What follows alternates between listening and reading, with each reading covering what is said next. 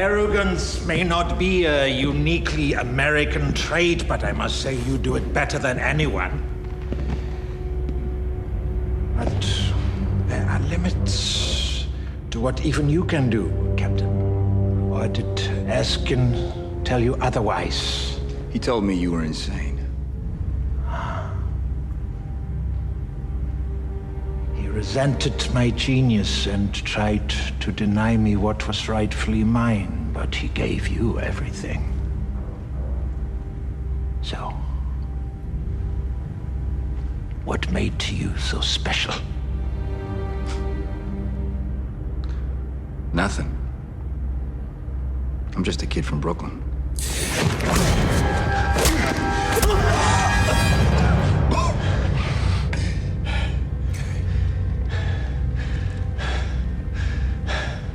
I can do this all day.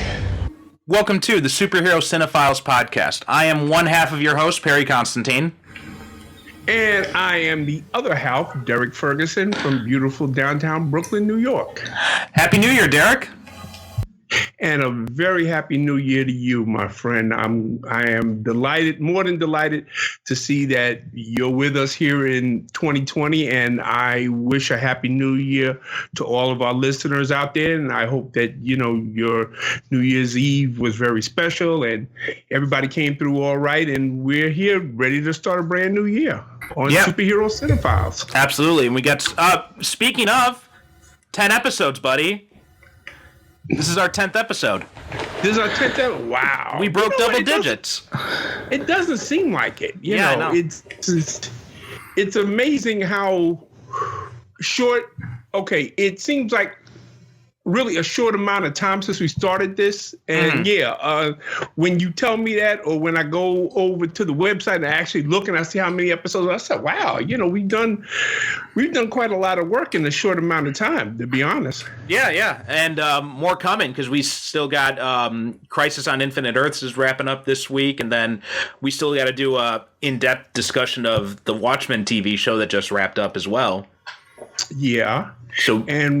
And I wanted to mention to you, next month, of course, February is Black History Month, and I wanted to discuss with you the possibility of us focusing on Black superhero movies for that month. Yeah, I'd be totally fine with that. Sounds like a good idea. Okay, and folks, if you guys got any suggestions out there for Black superhero movies you'd like for us to talk about, besides the obvious, because of course we're going to talk about Black Panther. Mm-hmm. Yeah. You know, we're going to talk about that. And we'll probably get into Blade as well. But if you got any suggestions or recommendations for other superhero movies you want to see, Black superhero movies you want to see us talk about in February, then go to our Facebook group and leave your suggestions there. Yeah, absolutely. But today we're talking about your pick, which is Captain America: The First Avenger. Absolutely. My man, Captain America: The First Avenger. I picked this because, as I said, I wanted to start the new year talking about optimistic superhero. And I think that outside of Superman, you don't get a more optimistic superhero than Captain America. No, I totally agree with that. And it's kind of, because we didn't plan this, obviously, but it is kind of fitting that Captain America is the first movie we're talking about after all this stuff going on between the U.S. and Iran. Oh, yeah, exactly. And you know what? I was just talking about this with somebody else. I said, you know, it's kind of funny how things like that kind of work out and hooks up when you don't plan it. But yeah, but once again, we are having a political situation where we're once again having to question the place America has in the world and on the world stage. Mm-hmm. And Captain America is a character who embodies that whole entire concept of America and what America is supposed to be and what it could be and what it is and can we make it better and how we can make it better and all of that stuff that goes in with it. Yeah. And this is actually the fourth, no, or maybe fifth, I think, because there was a serial as well. So this is like the fifth Captain America movie that's been made. Yeah. There were two made-for-TV movies back in the 70s. Right, starring Reb Brown. Red Brown, yeah, who actually played the son of Steve Rogers. And he had a cameo in First Avenger when during the awards ceremony when you see Stan Lee's cameo and he says to the guy next to him, "I thought he'd be taller." That guy sitting next to him is Reb Brown. Oh, that really? Yeah. Okay, that's right. And see, I watched that movie today, and of course I saw the Stan Lee cameo because how can you miss a Stan Lee cameo? But I had no idea of it. But that's nice. I always like when they can bring back people who were involved in these movies, and even if they give them like a small cameo, like not to derail the conversation, but I love how they gave the guy, what's his name, John Wesley Shipp, who played the original Flash back in. I love how they gave him a major role in the new Flash. Two major roles, in fact, because first he was Henry Allen, and then later he came back as Jay Garrick. Yeah, as Jay Garrick. So, and then he even got to reprise his role as the original Barry Allen. Yeah. In the Crisis, which we'll get into, later on. But he got to come back as the original Barry Allen. How often does that happen? See, I'm telling you, folks, we live in an age of coolness when it comes to these superhero movies and TV shows. Yeah, absolutely. Then the other one, so there was the Reb Brown ones, and there was the Matt Salinger one in 1990. That's the one we don't talk about. Well, it's interesting because some of the elements of it actually make it into this movie, because you have the whole idea of the Red Skull being the first recipient of the super soldier serum. That comes from that Matt Salinger movie. Yeah, absolutely. Which really, I thought, is one of the many touches of this movie, because I know a lot of people, they complained about various things when they changed the origin and stuff like that. But I thought that some of the changes that they made in this, and I don't even call them changes, I call them tweaks. Mm-hmm. Because I feel pretty sure that if Captain America was created today, and in a way, that's what they did. They were creating a Captain America for today, in the form of this movie, that there were things about the origin. They said, okay, well, let's, tighten this up a little bit and let's give this a fresh coat of paint, and, which all work together as a whole. And making the Red Skull the first recipient of the super soldier serum, that's good. That's an excellent idea. Yeah. And they take elements from a bunch of different Cap types of origins. So they've got some aspects of the Ultimate stuff in here too. What with Cap and Bucky being the same age and being childhood friends. And instead of Bucky being a costume sidekick, he's one of the soldiers who works with Cap instead. Yeah, the Howling Commandos. Yeah, which I think was a brilliant change. I thought it works really well. It makes the whole Bucky situation much more realistic, and it sets him up much more believably for the Winter Soldier. Yeah, I mean, it adds a whole new dimension to their relationship by making them, roughly the same age. Because now it's more like a brother type of relationship, whereas in the original relationship between Captain America and Bucky, when he's a kid, of course, is, there's a whole other dynamic there. But in this one, the dynamic between the two characters is a lot better, and I appreciated it a lot more. And who was it? The guy that played Bucky, what's his name? Sebastian Stan? Yeah. Yeah, he was. He's great. But everybody is great in this movie. I mean, a lot of people have said that this is their favorite MCU movie, and I can understand why. Because of the excellent casting choices and the way that the story is told. I got to calm down. My excitement for this movie is getting to me. No, really, because you know what? This is like 5 different movies in one, and they all work together. Yeah. It's got to work as a part of the MCU, because while chronologically this is actually the first movie, because when I rewatch the MCU movies, I always watch this one first. but it was like the fifth one that was made. Yeah, it came. So there's Iron Man, Incredible Hulk, Iron Man 2, and Thor, and then this one. Right.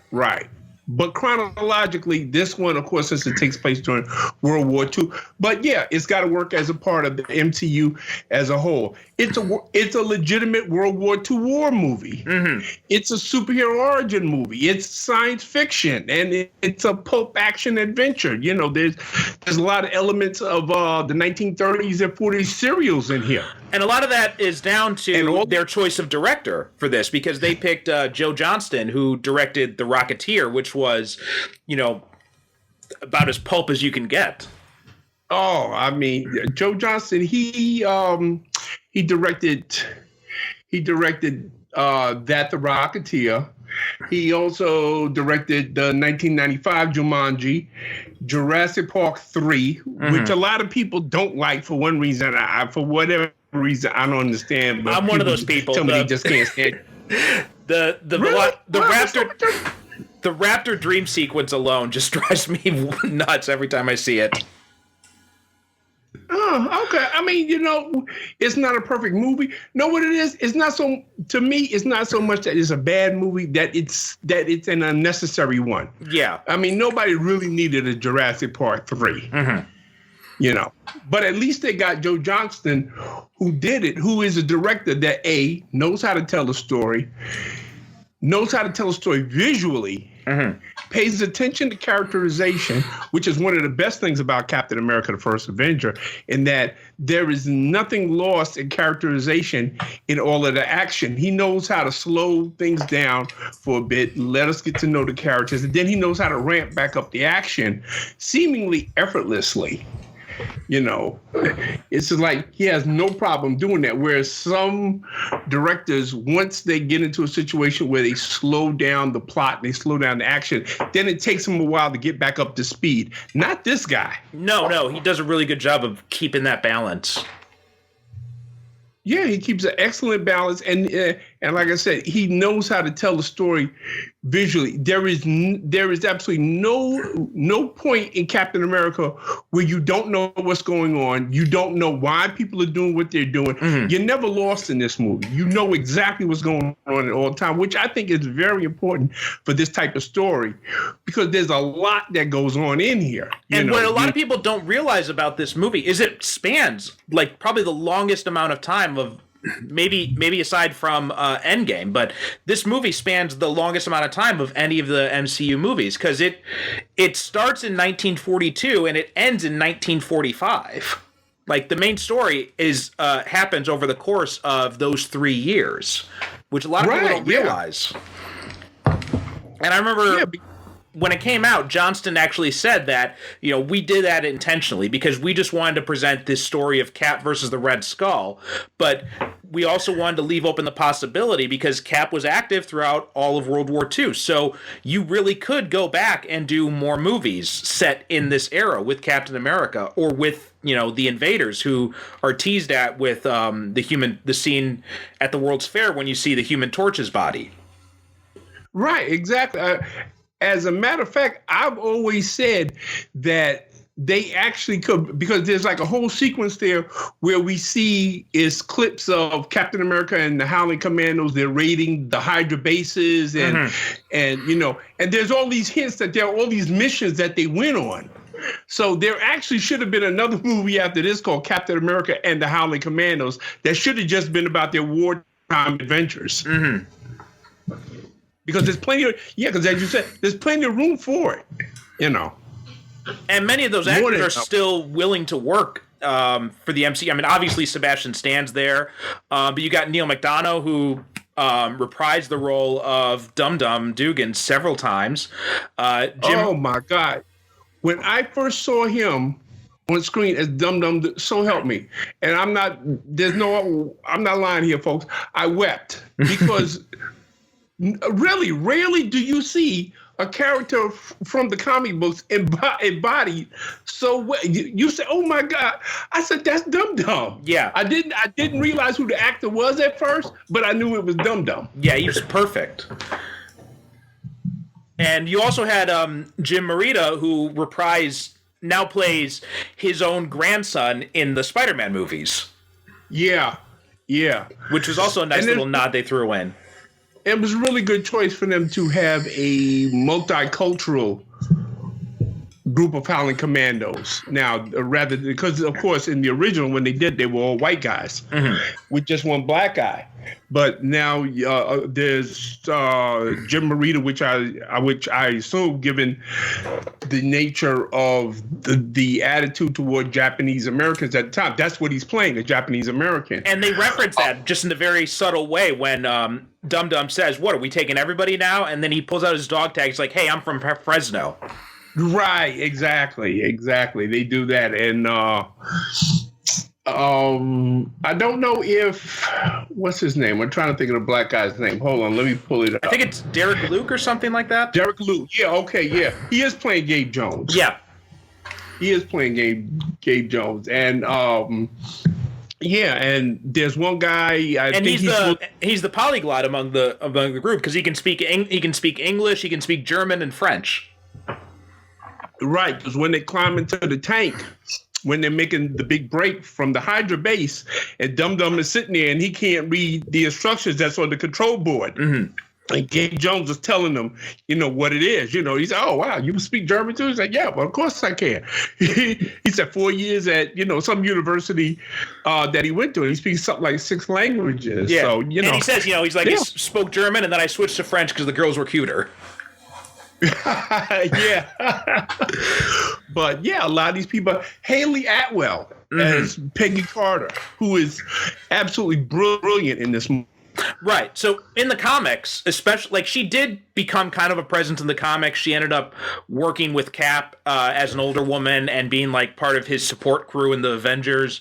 But she never really had much of a major role outside of that in the comics. She wasn't involved in the creation of S.H.I.E.L.D. or anything like that. And especially relative to Sharon Carter, who was originally her sister, and then later it was retconned that she was her niece, becomes Cap's love interest in the comics and is a huge part of his adventures even now. It's the opposite in these movies because there was such a huge, there was so much appreciation for how Atwell played the character that she became such an integral part to these movies.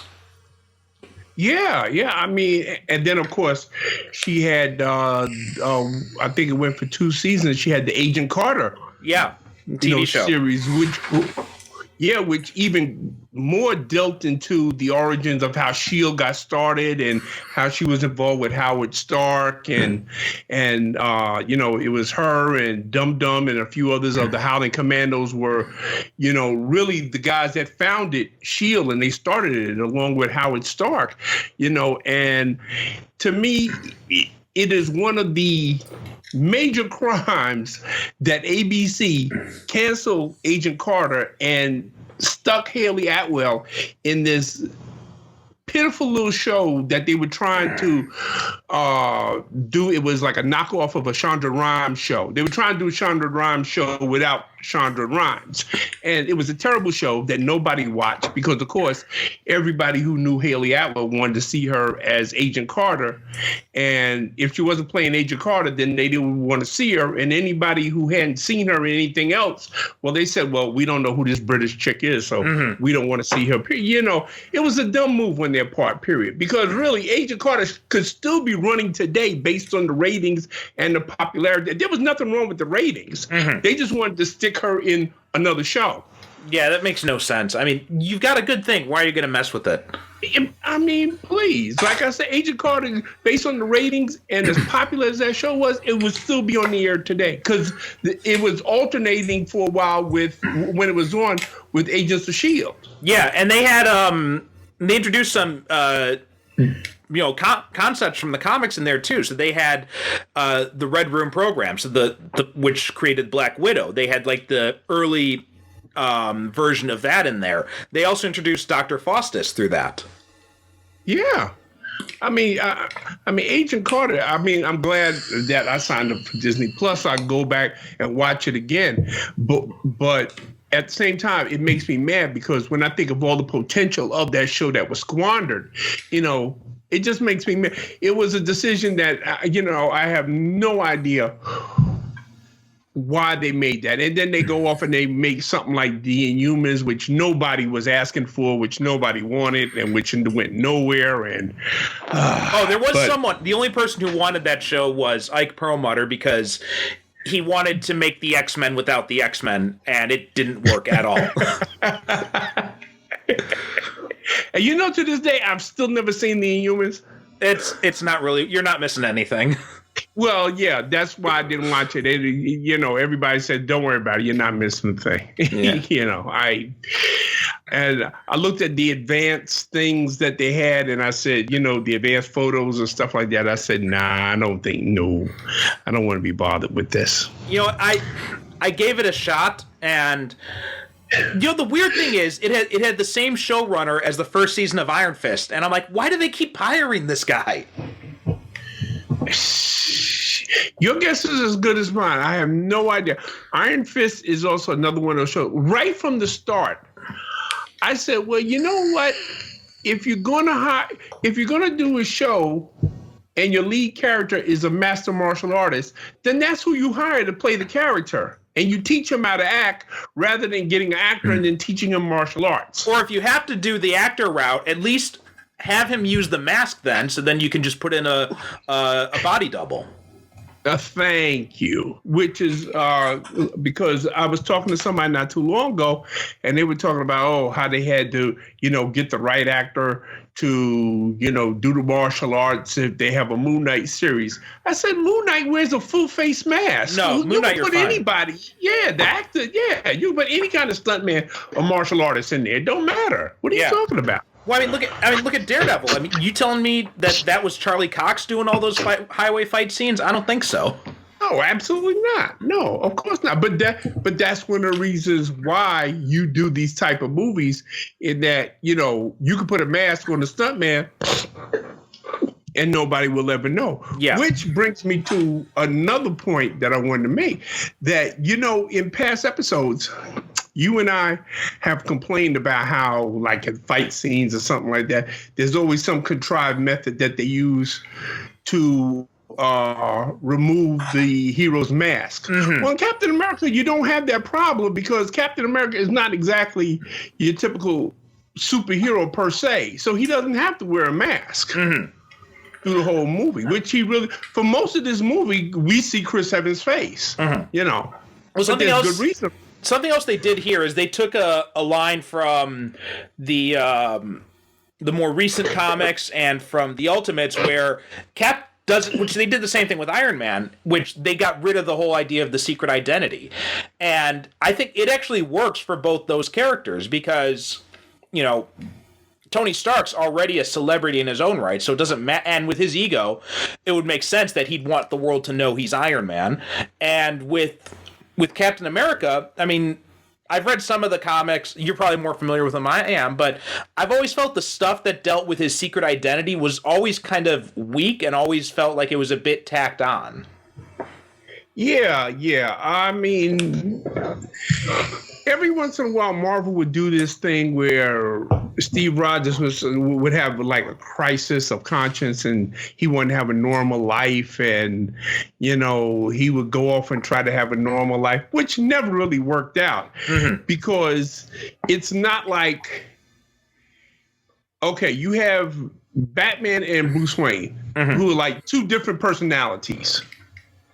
Okay, it's not like that with a lot of the Marvel like a lot of DC heroes, they're almost like split personalities in that their superhero persona is different from, their everyday. But with the Marvel superheroes, it's not like that. It's not like, okay, there's Tony Stark and Iron Man. When he says at the end of Iron Man, I am Iron Man. Well, yeah, he is. Yeah. That's who he is.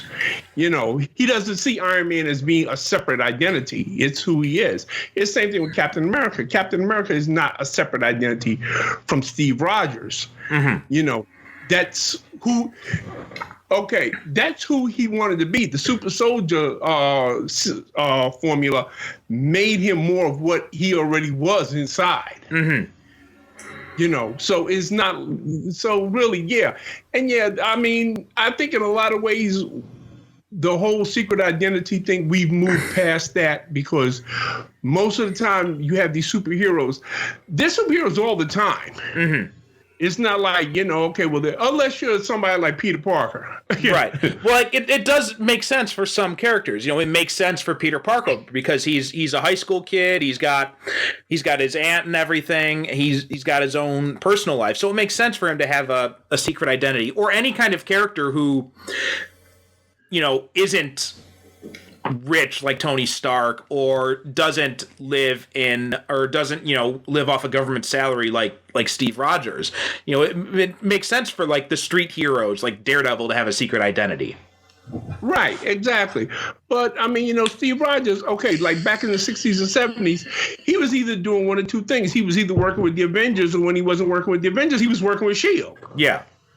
He was, I mean, I don't know. I would have to do some research about this. I don't know if he ever was an actual agent of S.H.I.E.L.D., but half the time, you know, he was popping up in Nick Fury, you know, and he was going on missions for Nick Fury. And, well, where's Captain America? How come we don't have him? Well, he's doing something for S.H.I.E.L.D. Oh, well, and then S.H.I.E.L.D. would need, well, no, he's working with the Avengers. So there was really no reason for Steve Rogers to have a secret identity where, you know, it was like, yeah, but this movie, it does away with all of that. And yes, we all benefit greatly. Well, that's actually brings me something I want to talk about is the comics. So how invested were you in the Cap comics in the past, or up until now? I was invested in them during the era. Well, of course, I got involved in it when Jack Kirby was doing it. But then back then, listen, if Jack Kirby was drawing it, I was reading it. Then I went through the whole period where he got the Falcon as a sidekick / partner. So, of course, when Jim Steranko was doing it, he briefly, you know, he did a couple issues of Captain America. Oh, I didn't know he did a few Cap issues. Yeah, Jim Steranko did a couple of Cap issues. That was one of those times when because in one of them, Steve Rogers actually fakes his death. Mm-hmm. So that, you know, because he doesn't want to be Captain America anymore, which, like I said, every couple of years they would do that thing, like, you know, like Spider-Man no more. Well, they would do Captain America no more. Like when he became the Nomad and somebody else took over the Captain America identity. Every once in a while they would give the identity of Captain America over to somebody else, because one of the more interesting things about it was that they would tell Steve Rogers, well, listen, you don't own the costume or the shield. That belongs to the United States government. If you don't want to be Captain America, we're going to give it to somebody else and let them be Captain America. Yeah, because I remember if I'm remembering the history correct, I haven't read these issues, so most of what I know is just from like secondhand sources. But from what I remember, he gave up the Cap identity. It was his choice to give the Cap identity after the Secret Empire story, and then he became Nomad. And then in the 80s, the Commission on Superhuman Activities, they took the identity away from him because he wouldn't do what they told him to do. Right, exactly. Because they told him, they said, well, as Captain America, you're an agent of the United States government. So you got to do what we tell you to do. I said, no, bump that. I'm not doing that. I do. Well, of course, because you know what? He's had 50, 60 years of doing what he want to do. Yeah. You know, he's not going to turn over and do what they want. So it's okay. Well, we got to take the costume and we got to take the shield. Right. Because it belongs to us. Yeah. And so then they gave it to John Walker, who later became U.S. agent, and Steve took on the Captain identity, wearing the costume that John Walker would later wear. Mm-hmm. And of course, eventually, he always goes back to being, you know, Captain America. But you know, But again, it is good to explore these type of aspects in the character, because every once in a while, Steve Rogers has to redefine who he's supposed to be as Captain America and what he's supposed to represent. And much like Superman, which is why I compare the characters all the time. And let me just say this really briefly, in that and you and I have discussed this privately and on, this podcast about how one thing that I really don't like about comic book fans nowadays is that whenever you talk about characters like Captain America and Superman, oh, I can't stand them. They're Boy Scouts. They're unrealistic. No, they're too goody-goody.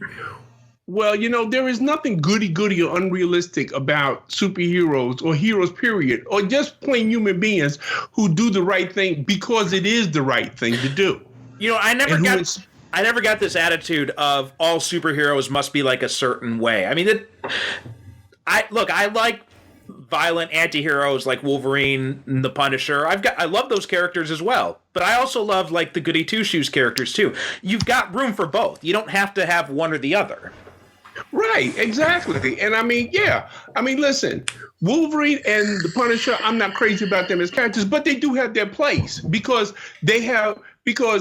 any good character, period, has their own worldview and their own way of looking at things and their own way of doing things. And if we didn't have these different types of characters to clash together, because that's what you're supposed to do. You're supposed to put Captain America up against somebody like the Punisher or Wolverine and let them bump heads. And, their ideologies are supposed to be at war. Absolutely, yeah. Okay, well, because Captain America, and that's another thing that people have said. Yeah, well, Captain America, I don't understand why he doesn't keep on killing people. He killed people during World War II. Captain America, yes, he killed people, but he's not a killer. Right. There's a difference. Wolverine is a killer. Yeah. But Captain America is not a killer. Yes, he has killed people in the past, and if he deems it necessary in the protection of other lives, he will kill again. But it's not like he goes out. It's not like it's his first choice. Like Wolverine is just, okay, so he pops the claws out. Whap, that's it. No. Cap uses lethal force as a last resort. And he's one of the things that... I don't want to get too much into Superman territory, but one of the things people complain about with Superman is his code against killing. But it makes sense for Superman because he has all that power and he has to put those restraints on himself. Cap doesn't have all that power, so it does make sense for him to have those situations when he would have to resort to lethal force. Right, and you can't get around the core of what the character is because he is a soldier. Right. He is a soldier, so, he has been trained to use lethal force, but he's also been trained in knowing when to use that lethal force, and he doesn't just use it indiscriminately. As you point out so accurately, he only does it when he has no other recourse, to do it. So, but it really gets on my nerve when people talk about, and mind you, a lot of people, okay, if that's the case, that Captain America is too goody-goody or he's too much of a Boy Scout, then why was this movie so wildly successful? It's funny because I remember in the lead up to this movie, everybody was saying that, Cap's an anachronism. It's going to fail. It's not going to, he doesn't work in the modern day. And also the fact that it was Captain America, the reason they have this is the first Marvel movie that had a subtitle. They had the First Avenger subtitle, is because at the time they were worried because of this was during we're still in the aftermath of Iraq and everything. People were worried that, well, if we put out a movie called Captain America overseas, people aren't going to see it. So instead, or people are going to go in with the misconception that it's going to be, jingoistic or something like that. So they released it overseas just under the title The First Avenger. Yeah, which makes sense. But something, when you watch the movie, you realize that the story is really not so much about it doesn't have that jingoism that you were talking about. Mm-hmm. It's much more a character study about this one guy who, as he says, when he goes to the professor and the professor is asking him questions about that, why do you want to go overseas and kill Nazis and everything like that? And he says, well, no, I don't want to kill Nazis. He says, I want to go there. He said, because I don't like bullies. This is, I think, Chris Evans, I think, is the perfect distillation of who Captain America is. And there was there's an essay I read a few years back which talked about like what kind of person Captain America is, because people who aren't familiar with the comics, they go in thinking, well, you know, Cap's this soldier from World War II, so obviously he's going to be like a certain type of character, right? He's going to be like kind of like this macho alpha male jingoist type of character, is how a lot of people who don't know the character, that's their image of what Captain America should be, just based on that. But, you know, Steve was a guy from Brooklyn. He was an artist. He went to art school. He grew up in like the artistic world of New York City. He wasn't, you know, like some guy, some roughneck or something like that. Well, no, he had asthma. He was a scrawny guy. He was your typical 98-pound weakling. Yeah, yeah. So it always drives me nuts when people think that that's what Captain America should be, or, you know, even more maddening when they portray him after he's woken up in the modern day, and they always portray him like he's an old man in a young man's body, when really he still is a young man, right? His being frozen in ice for 70 years didn't age his mentality. He still has the mentality of a guy in his 20s. Oh, absolutely. Yeah. I mean, yeah. And yeah, the comic books did. Okay, they had that tendency to portray him as like he would say, "Oh, I'm 80 years old," and I'm a that. But no, he's not. You know, yeah, okay, he was frozen in ice for 80 years, right? But he's not 80 years old. Actually, he's just like, you know, he was frozen when he was still in his 20s. And not to get too much into Winter Soldier, but I did like how they handled that, where he's not this guy who's confused by everything, but he's this guy, you know, he's a young guy, so he's exposed to this world with all this technology, all this history. So what's the first thing he does? He starts making a list and he starts learning how to do things. Yeah, he starts catching up. Yeah. You know, he says, "Oh, wow." He said, you know, okay, here's a guy who is literally living in the science fiction world that he saw in the first movie, when him and Bucky, when they go to the pavilion, right, and it's the World's Fair and everything like that. Okay, by the end of the movie, he wakes up, he's in that world. So yeah, he's saying, "Wow, this is cool." Yeah, and he talks about it, you know, when he's talking to Falcon, he's like, you know, food's much better. He's like, you know, we used to boil everything. You know, there's no polio now. The internet's so helpful. Yeah, but going back to what you said about the whole thing with they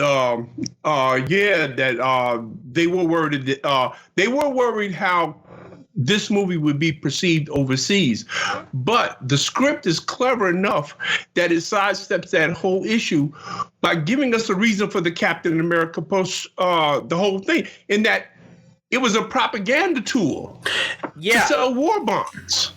You know, it wasn't a political thing. It was, they told Steve Rogers, okay, well, listen, we're going to put you in the suit and you're going to go around the country and tour and you're going to inspire people again. So that's how Captain America starts out, as a propaganda. And I remember, it isn't until later on. Yeah, and I remember when that information came out that Captain America was going to be going on USO tours in the movie, you know, people were like, why are they doing that? That doesn't make any sense. And now you watch the movie and you're like, oh, wait, no, it makes perfect sense. It makes perfect sense. And then we see that he makes, Captain America movies, and you see the comic book, see the comic book that has the famous drawing of Captain America punching, So, yeah, when you present Captain America in that light, that he starts out strictly as a propaganda tool and something that's used to entertain troops and stuff like that, and then he transitions into being, this frontline soldier that inspires other soldiers, then you say, okay, Captain America now is not just a political idol or symbol. He's inspirational symbol to the troops and, the people back home and everything. And I think that it was a clever move on the part of the scriptwriters to go that route and give us that rationale for why Captain America is the way he is and how he came about. And also, they managed to get in the original costume with the funny looking wings on the head as well in that one. And so the original shield, too. And the original shield, because he has that on the tour, and that's what's great about that transition, is he's there because he's there to entertain the troops. And then when he finds out that Bucky and the rest of the 107th are still captured, all he has is that suit, right? So he doesn't have he doesn't have a uniform or anything, and the only weapon he can get is he gets a gun. But other than that, he still needs. So he takes the shield with him, and so it all works really well. And then he comes back and everyone now knows him as Captain America. So now they're like, no, we want to keep that symbol. That's a great... They realize, this is a great symbol we can use. They kind of stumble upon it by accident, and then they find a way to incorporate it into his regular uniform. Because it's a great scene when he first gets there, and he's at the army camp, he's trying to do his show and everything like that. Mm-hmm. And the soldiers are making fun of him, of course, because they say, we're out here getting our asses shot off, and you're back home, you're having fun with the dancer girls and everything like that. And they call him Captain America, but they call him that as an insult. Right. To deride him. But after he rescues all the soldiers and bring them back, then they start calling Captain. They say, let's hear it for Captain America. They mean it for real. Now it's that's an actual title now that they bestow upon him. They say, yeah, man, you are Captain America. It's a great scene. Well, also when he frees the prisoners and they're like, who are you? And he's like, I'm Captain America. And they're like, what? In fact, the one who says it is John Falsworth, who's the original Union Jack, who's one of the Howling Commandos. When he's just like, he's like, excuse me? Yeah. But it's a great, and like you said, when he goes to Stark and he says, okay, well, I got some ideas, for the suit, and then he incorporates because when he goes out to rescue the soldiers, he gets the helmet that's got the A on it, and he has a leather jacket, and he gives it to Stark, who incorporates all of that into the new outfit that he makes for himself, which is a lot more realistic look. It looks like something that you would actually wear into combat. Well, yeah, that's the genius of this, and this is kind of a credit to Brian Hitch when he was doing the Ultimates, because the first issue of the Ultimates was Cap in World War II, and so instead of putting him in a regular superhero costume, they put him in a military uniform that was colored red, white, and blue, basically, and they used that as the inspiration for Cap's look in this movie, and it's done perfectly well. It makes sense. It's utilitarian. Yeah. I mean, you would think that Captain America costume, you say, well, why would somebody wear that bright red, white, and blue that's on a battlefield? And it's still red, white, and blue, but the colors are sufficiently muted that he doesn't stand out really. I mean, the brightest thing about him is the shield that he carries. Mm-hmm. Actually, that's the brightest thing he has. And again, I guess that works just like the bat symbol on Batman's chest, is that's what the enemy shoots at. Right. They shoot at the shield. They don't shoot at him. Yeah. But one of the great things that the MCU has done is they find practical reasons for these costumes to make sense. They tailor them towards the individual character. They don't go in with one sweeping generalization like they did with the X-Men movies, where it's, they all have to have one look. No, they look at each individual character and they're like, well, Iron Man's high-tech suit of armor, so we can go get away with using that just like it is in the newer comics. Captain America's a soldier, so we're going to take his uniform and we're going to make it a soldier's uniform just with the regular colors. Black Widow and Hawkeye are spies, so we're going to give them suits that reflect that and are suited to their specific strengths and skills. Okay. One of the major things I like about all the MCU movies is that they're not just superhero movies. Mm-hmm. Like, for instance, okay, we got this movie. Like I said earlier, it's a World War II movie as well as being a superhero movie. Then you have Thor, which is not just a superhero movie, but it's like a Ray Harryhausen type of fantasy movie. Mm-hmm.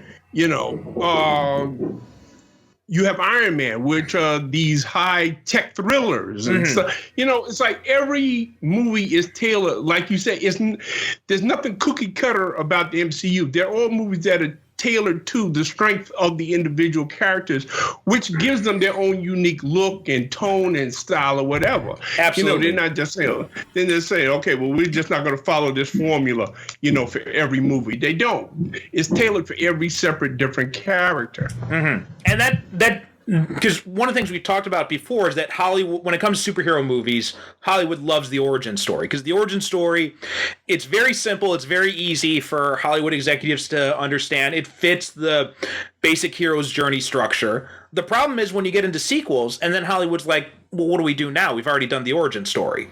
But but Marvel has figured out, and they're like, well, what you do is you don't think of them as superhero movies. You think of them as genre movies that have superheroes in them. Bingo. Exactly. Exactly. And that allows you to then go beyond the origin story movie. So you had the first Captain America. It was set in World War II. So it's a pulp war adventure. Exactly. But then that's what it is. But then you bring it into the modern day, and suddenly, well, you can't do the World War II pulp adventure anymore. That's going to seem very anachronistic. So what do you do now? What do you do in the 21st century? You make it a political thriller, and it works so well. Oh my God. Yeah. I mean, the Winter Soldier, we're going to get into that one of these days. That is like, as much as I love Thor and the Black Panther and all those other movies, I would have to say that if you're going to point at something that is like the crown jewel, it would have to be Winter Soldier. Yeah. Definitely, yeah. I mean like you said, that's that took superhero movies to a different type of level. In that you could do a political John Frankenheimer type of paranoid political thriller in there and still have plenty of superheroic stuff all going on, at the same time. As well as bringing up, pretty heady questions about like what's the role of government surveillance, all this kind of stuff is worked into that movie. I mean, stuff that you would never expect to find in a superhero movie. But again, that serves the whole idea of Captain America trying to figure out who Captain America is supposed to be in this world he's found himself in. When he was in World War II, he knew who he was supposed to be as Captain America. Now, because if you remember when the Winter Soldier starts, he's on this covert mission, for S.H.I.E.L.D., and he's having a conversation with the Black Widow, who all throughout the movie, that's one of the best things about it, that they're talking about, okay, well, this is our government, but should our government be doing this? Should we be helping our government doing this? They get into some pretty deep discussions that, would, like I said, would be more suited for a John Frankenheimer paranoid thriller than a superhero movie. Yeah, absolutely. And something that, it's kind of funny when you think about it, because when the MCU was beginning to start, everyone assumed that the Iron Man movies would be the backbone of the whole universe. And in some ways, Robert Downey Jr. is kind of a linchpin. But more than that, the Cap movies really became the backbone of it. So much stuff in the MCU as a whole derived from events that happened in the Captain America movies. In the Iron Man movies, after you get done with the first Iron Man movie, the stuff that happens in Iron Man 2, Iron Man 3, that doesn't really have any noticeable impact on the rest of the universe. Yeah, it's all personal stuff that really affects Tony Stark. Right. Really. More than anything else, especially Iron Man 3. It's really all about him. It's not, like you said, it's not really events. Whereas in the Winter Soldier, well, I mean, that thing just turns the whole Marvel universe, the whole MCU. I mean, forget about it. It just throws a lot of shit that we knew out the window. Yeah, and Iron Man 3, pretty much everything that didn't directly involve Tony has ended up getting changed back to the way something else. Rhodey became Iron Patriot, and then immediately the next time we see him, he's back to War Machine. The Mandarin is revealed to be fake, and now we're getting him as Shang-Chi's father in the upcoming Shang-Chi movie. And know something? Okay, just let me throw this out there real quick. I know that Van Allen Plexico, whose birthday it is today, as we're recording this, happy birthday, Van. He's going to get on me. But I never understood why people got so hostile about because you know what? I always figured that the Mandarin that was presented in that movie, that wasn't the real Mandarin. Well, they didn't. At the time, we didn't know that. It was intended to be that it was always, the Mandarin was never a real person. That was Shane Black's intention. And then after that, they retconned it in the one shot, All Hail the King. when they revealed that there's a real Mandarin. Yeah, I saw, but I always took it as a given. I said, yeah, well, this can't be the Mandarin. So I just, like, in my own head, I just went with the premise that, yeah, well, this guy isn't the real Mandarin. This is, like a prop, somebody that they, got out there in front to be this buffoon so that nobody would take the real Mandarin seriously. He's somewhere in his lair in China, plotting overthrow of the Western world or whatever, but... Okay, well, we'll get into that when we get to Iron Man 3. Yeah. This is real later. Now, back to this movie. Like, my whole thing with the Cap comics, I didn't really start reading Captain America regularly until the Brubaker stuff, when he brought back Bucky as the Winter Soldier. I'm not sure. Have you read any of the Brubaker stuff? I have not read it. Matter of fact, I have not read much Marvel since the turn of the century. Oh, okay. Yeah. So I picked up the occasional issue here and there, but and I read Civil War. Of course. Well, that was a mistake. Yeah. Well, what can I tell you? But I haven't read DC or Marvel on a regular basis since I would say like the late 90s. Well, you know what? Once comics got to be too expensive and they got to be where I could read them in the time it would take for me to leave the comic book shop and walk to my car. Once they got like that, I said, nah, this is a habit that's, too expensive. I do recommend checking out the Brubaker stuff, though. It's really like the gold standard of Captain America, I think. And it's, basically the movies, not so much First Avenger, but definitely Winter Soldier and to a lesser extent Civil War. Like the way they portray Cap and the types of stories they tell with Cap, that all comes straight from Brubaker's stuff. And it's really, really smart, like political thriller type stuff.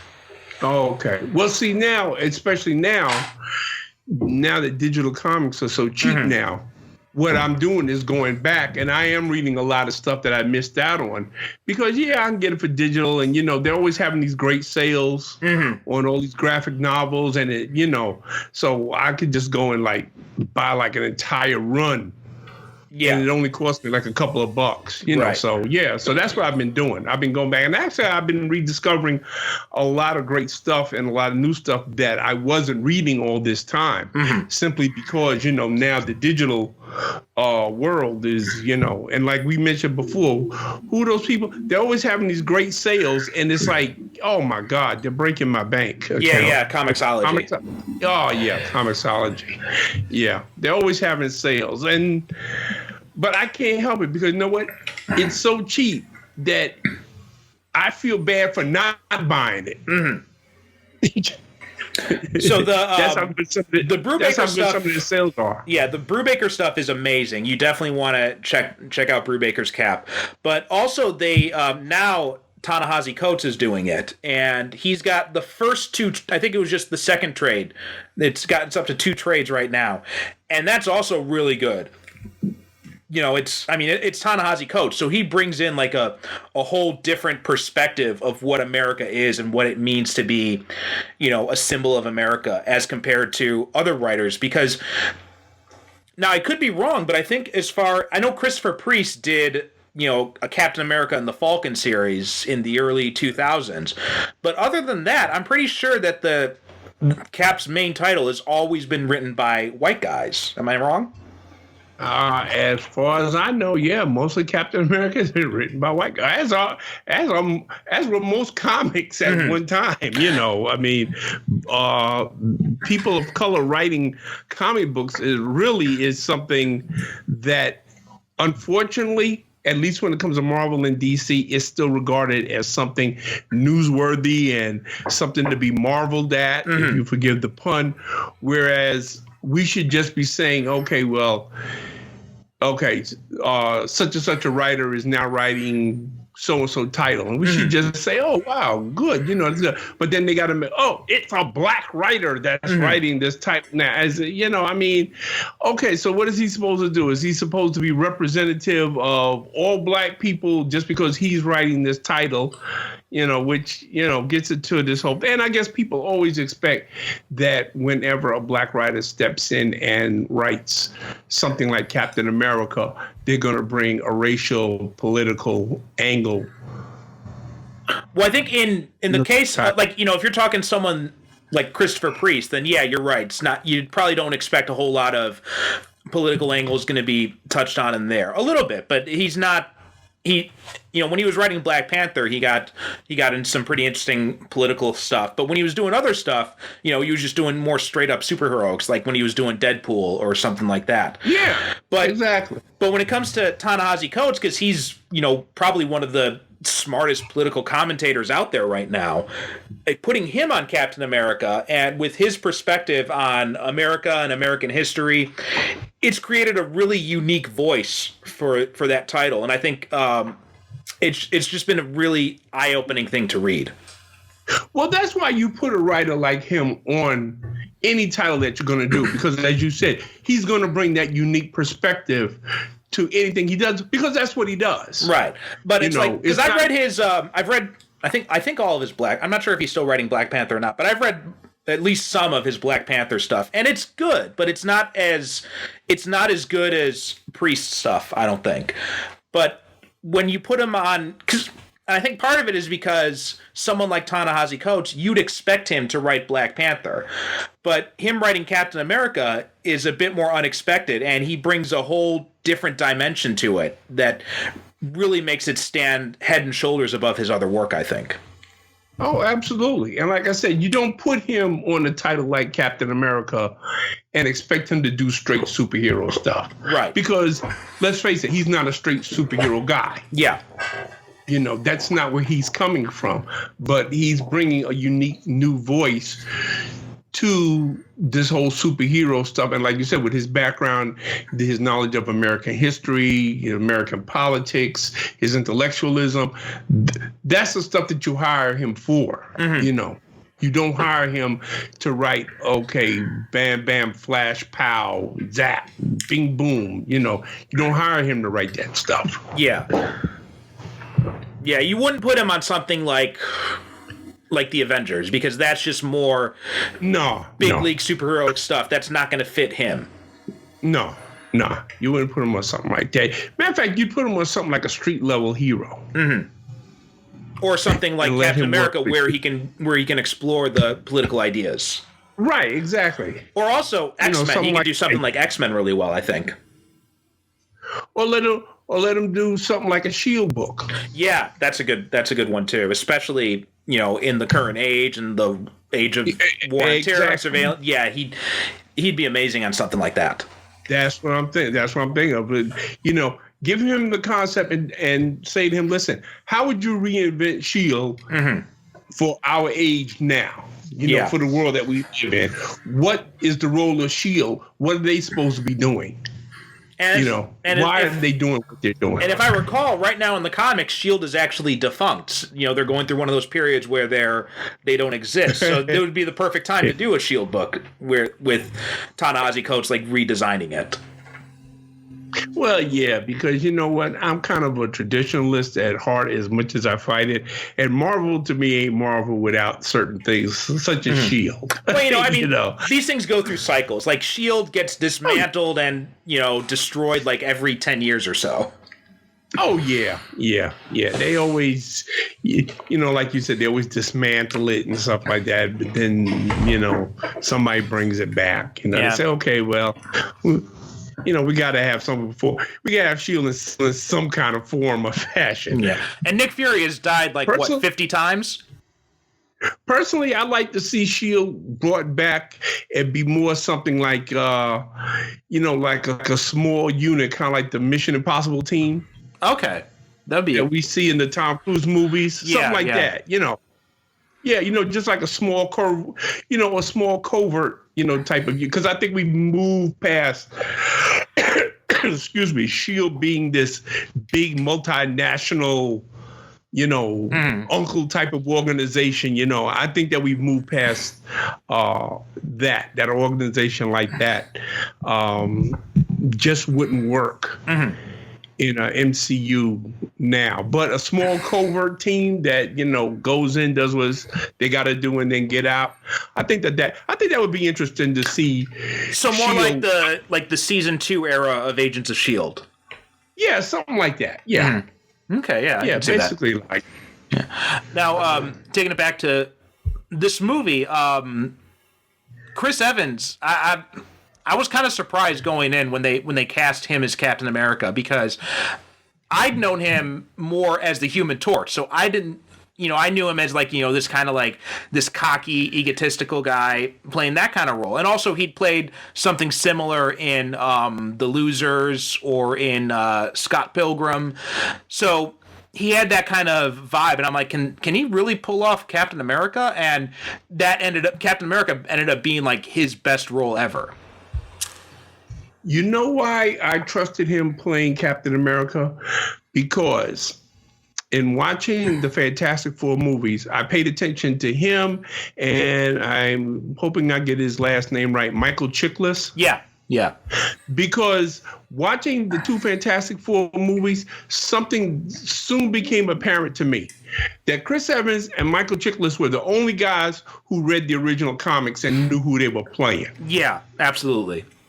They were the only ones that knew what the fuck they was doing in them 2. I'm sorry, folks, but yeah, they were the only 2 that knew what they were doing because they had their characters down pat. Yeah, that's why I didn't have a problem with Chris Evans. I said, okay, because you know what? He's going to go back and he's going to read the comics, and that's exactly what he's playing. He's playing the Steve Rogers Captain America that I know from the Jack Kirby era. Yeah. That's who he's playing. He's playing the Jack Kirby, Steve Rogers, Captain America. And you know what? This was actually his 6th comic book film.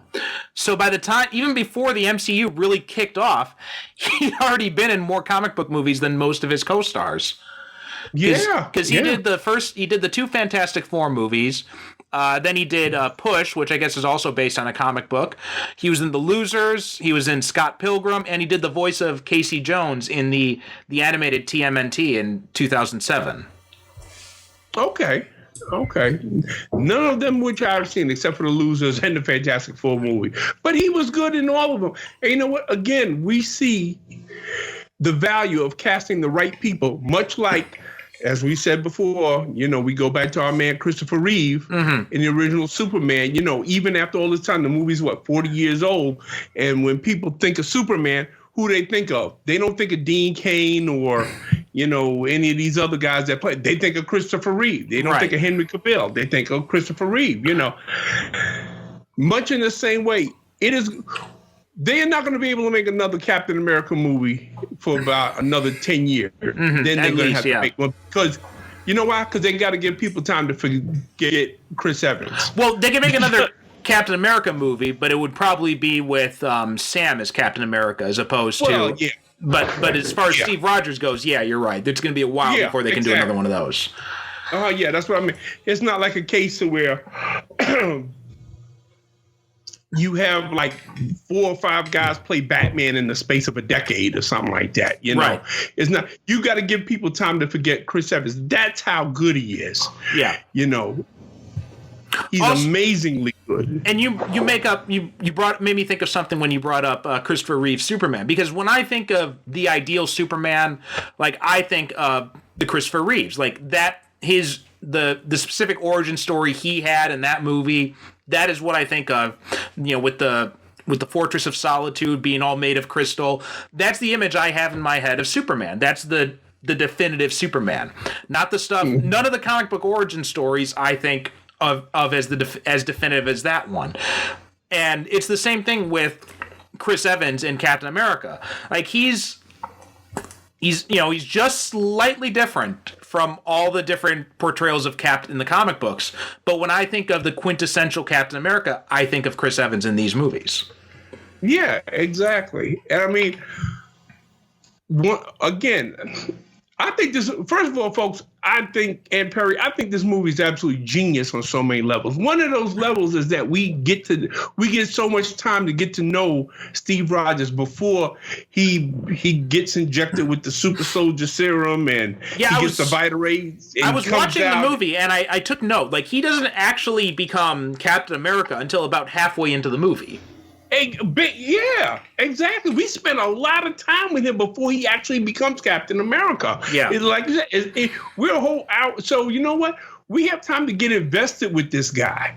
Mm-hmm. We feel like we know him by the time that he's become Captain America, and we buy it simply because we've come along this journey with him as this 98-pound weakling. He meets the scientists, and the scientists, they have a relationship. They forge a bond.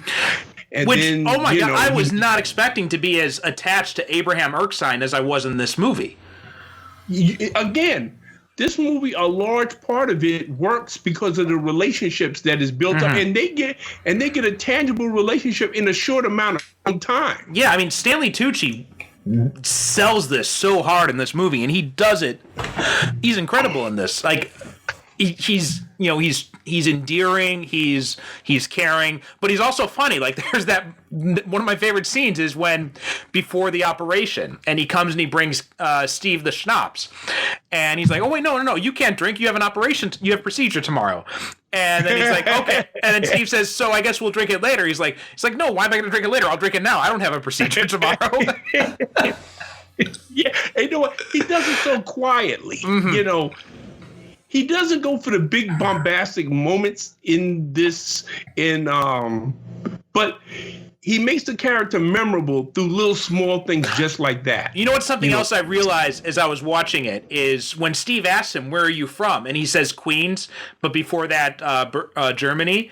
And then in Civil War, when he fights Spider-Man, and then he asks him, "You got heart, kid, where are you from?" and he says Queens, and then Cap gets this kind of little smile on his face, and he remembers. I never caught that until just now. Yeah. Like, I just thought I just thought that smirk was about, like, New York borough rivalry, but really it's because, he's remembering Erskine.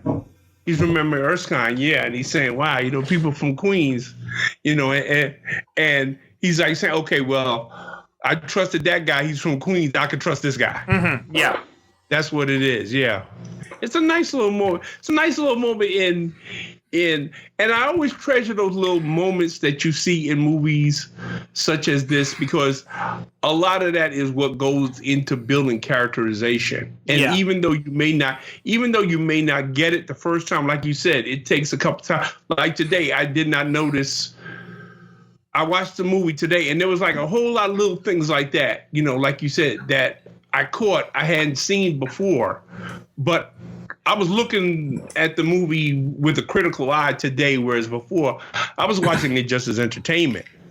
Right. But now when I was watching it today, and I was watching it with a little bit more critical eye, and I was being a little bit more objective, and I said, "Okay, yeah, that's kind of cool. Yeah, and this is kind of cool." Whereas one of the things that I always get into an argument with about people is that they complain about Hydra being a stand-in for the Nazis. Mm-hmm. We never see any actual Nazis in the movie until the scene where the Red Skull is like showing him the weapon that he's built. Right. And then he's declaring that Hydra is going to break off from the Nazi party and it's going to become its own thing and stuff like that. But we never see any swastikas or anything like that. Mm. And people always say, "Oh, yeah, well, that's unrealistic." Oh, so you mean you've got a movie now with a guy that got a shield that he can throw all over the room and it hits 9 or 10 people and comes back to his hand. Mm-hmm. That's okay, but you freak out because there's no Nazis in the movie. I think that was a smart move. Yeah, I think that was a smart move myself. Mm. Yeah, okay, we hear the name of Hitler. We hear the Nazi party being mentioned, but it is clearly established. They said, well, Hydra is like its own cult within the Nazi party. Part of that could also have been done for international distribution because, in Germany, the swastika is banned. Yeah, exactly. Exactly. That's another reason why. I think that was a good move myself, because this movie per se, it's not like, say, that okay, it's not like what can I compare it to? It's not like Indiana Jones, where where it is necessary that the actual Nazi Party and Hitler be an integral part of the adventure. It's not that necessary for Captain America. It's enough that we get Hydra and we know that that's the scientific division of the Nazi Party, and that's what Captain America is fighting. Basically, that's all we need. Right. And so going into some of the other performances here, like, we talked a little bit about Sebastian Stan. And this is something that, because when Brubaker came on Captain America, he looked at the relationship between Cap and Bucky, and he did the math in his head, because he figures, all right, well, Cap was a young guy when he went into World War II. He was like, what, maybe 19, 20 years old tops? So, and Bucky... Sorry, go ahead. I believe, as a matter of fact, I do believe that in the movie, he does say he's only 19 to 20 years old. Yeah. So he did the math, because Bucky was, it was pretty obviously stated that Bucky was like 16 when he started working with Cap's partner, correct? So, like the way Brubaker looked at it was the whole father-son dynamic didn't really make sense because they were only about a few years apart in age. So instead, he took it more of like a sibling relationship, and that's kind of how he portrayed them in his run. And then that carries over into this movie, and it gives so much more to their relationship as opposed to having them be like a second-rate Batman and Robin. And actually, you know why it works even better? It works even better because when we first meet Steve Rogers and Bucky, it's like Bucky is the big brother. Right. Because, of course, Steve hasn't taken the super soldier serum, and he's like this scrawny 98-pound weakling, and he's getting his ass kicked in the alley, which in a nice little bit, when the bully is beating him up, he picks up a trash can lid and he holds it like a shield to defend himself. Which again is a nice little moment. And then we also get that moment when he says, you don't know when to stay down, do you? And he says, I can do this all day. And that's something that the series keeps coming back to so many times throughout. Right, yeah, like every time he gets into a fight, and he's getting his ass kicked, he says, yeah, I can do this all day long. And then he makes fun of himself in Endgame when he says, I can do this all day long. He's like, yeah, I know. yeah, when he's fighting, he's saying, yeah, okay, I know that line. But Bucky is like his big brother in that part of their relationship. But then later on in the movie, after he's become all big and buff and he's rescuing the soldiers and everything like that, then Steve Rogers, it's like he becomes the big brother now. Yeah, and I love their interactions when it first happened, when Bucky's like, he's all disoriented from the experiments, and he says, were you always this tall? Yeah, he said, wait a minute. He said, wait a minute, weren't you smaller? Yeah, and he's like, and he says, like, what happened to you? And he's like, oh, well, I joined the army. I joined the army. And he's like, is this permanent? He's like, well, so far it is. Yeah, he's like, well, so far. He's like, I don't know if it's going to take, but yeah, it's working for me so far. Yeah, and like also, Bucky can't get over it. He said, well, what happened to you, man? But also, the film avoids, which is something I worried when I first saw it. Like, I thought it was going to go into the standard, the obvious route would have been Bucky becomes jealous of Steve now that Steve is a super soldier.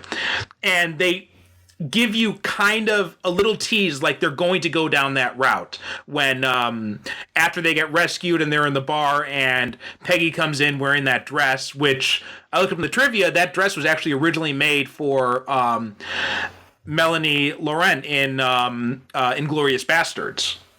Really? Yeah, and they never actually ended up using it in that movie, so they had Haley Atwell wear it in that scene instead. But that scene, where he's trying to hit on Peggy and Peggy's just ignoring him and she's only looking at Steve. And then afterwards, Bucky goes, it's like, I'm you. He's like, this is a nightmare. And they could have so easily gone down the very cliche but very easy route of doing a Cap and Bucky jealousy thing, and they didn't. They had the sense to avoid doing that. It works so much better that they didn't do that. Yeah, because after a while, you get the impression, at least I did, I got the impression that Bucky was actually happy for him. Yeah. You know, because this is his best friend, and he has finally gotten what he always wanted to be. More than that, he's getting the recognition that Bucky's always felt he deserved. Yeah, exactly. You know, yeah. And like you said, it would have been, okay, if you had a movie with lesser talents, doing this, that's the route they would have went. He would have gotten jealous of him, and you know, that whole thing with him falling in the ice, he would have blamed Captain America for, you know, they would, but no, they don't go that route at all. They say, you know what, this movie doesn't have time for that BS. And you know? and Bucky proves that it's not Cap that he's going after, but it's not Cap. It's not the reason. It's not following Captain America. He's not taken with the whole pomp and circumstance and the mythology of Captain America, right? That scene when he says, "Do you want to? Are you ready to follow Captain America into the jaws of death?" And he goes like, "No, hell no. I'm not following Captain America. I'm following the little scrawny kid who is too dumb to walk away from a fight." Exactly. That's it. It goes back to the whole, hey, listen, I knew you win. Yeah. You know, yeah, okay. These people think you're Captain America, but I remember, you know, I know who you really are, which is the core of their relationship, is that, yeah, they knew each other when. Yeah, yeah. You know, they knew each other before all of this happened, you know, and that's what they never forget. And all I think throughout that these movies, like in Civil War, when he says, he's like, your name is Steve. You used to wear newspapers in your shoes. Yeah. Yeah, and that's the thing. Bucky doesn't let him forget it by him saying that. I mean, you know, when he says that, no, I'm not following Captain America. I'm following the scrawny little kid. Didn't know what he's reminding him also of who he was. It's reinforcing what Erskine told him before the operation. He's like, you know, no matter what happens, always, you know, remember who you are. He's like, right. You know, not a good soldier, but a good man. Exactly. Don't get a swelled head now. You know, let this Captain America shit go to your head. You're still the scrawny kid from, which is at the strength of Captain America in the MCU, in that that's who he really is. You know, he doesn't really think of himself as, you know, like this big inspiring figure that everybody looks up to. This is who he is at his core. He's the scrawny little kid from Brooklyn who never gave up, who doesn't like bullies. Well, a line that you've always pointed to in discussions you've had, I've seen you have this movie many times, is the line when he says, when Red Skull asks him, you know, what's so special about you? And Steve just says, nothing. I'm just a kid from Brooklyn. Yeah, that's it. That's it. That's how he sees himself. You know, he leaves the Captain America stuff for other people. And I think that Steve Rogers has enough self-awareness to not identify who he really is with the symbol of what Captain America is. He realizes that that's a symbol. And he protects that symbol. And that's what he sees his role as being, somebody who protects that symbol. Which is also why he doesn't confuse himself.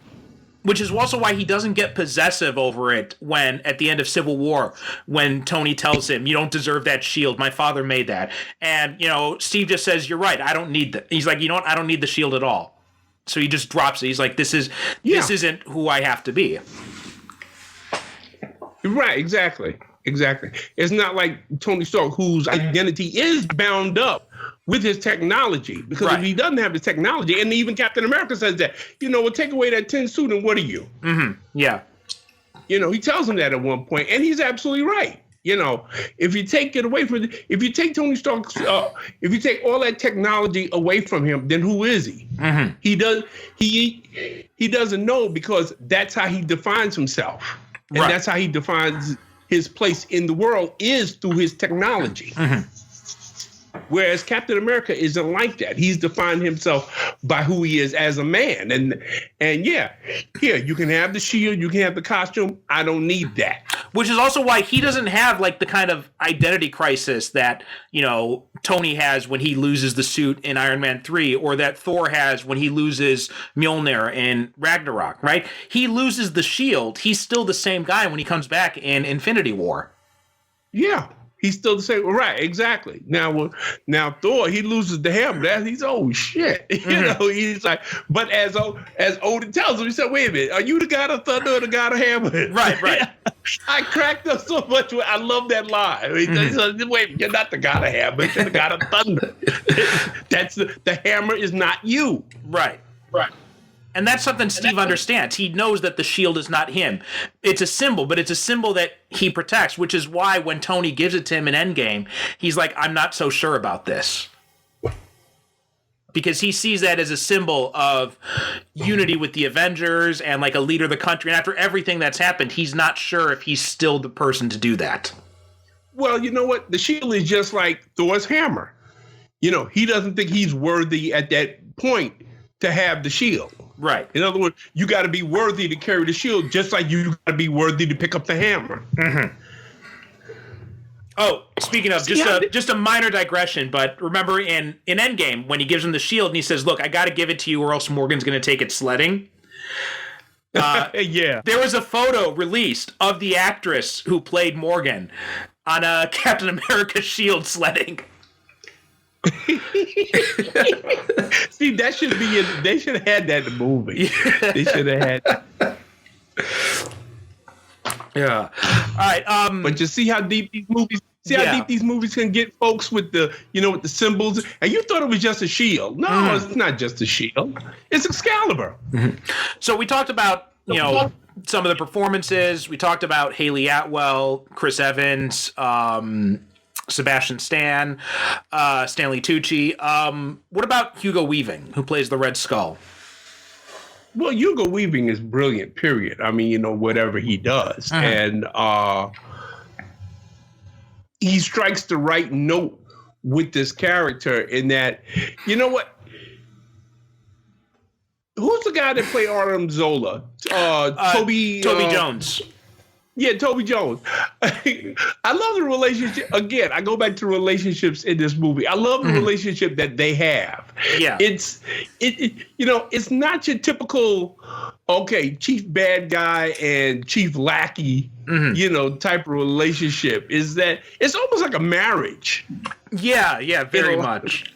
It's almost like a marriage, and like that's how he treats Toby Jones. He treats him almost like insignificant wife that, he has to slap around every once in a while, to make himself feel good. And Toby Jones is like very nervous around him and everything. And Hugo Weaving, I like the fact that here's a guy that's not afraid to, go through a movie. Well, he did it in V for Vendetta where, he wore a mask for the whole movie. He doesn't mind doing that, right. Putting on a mask and, because you know what? He knows how to act through the mask. Exactly. And he does a great job too.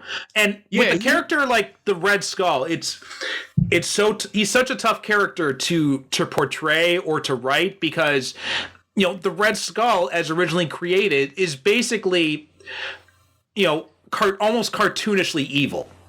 Yeah, right. Yeah.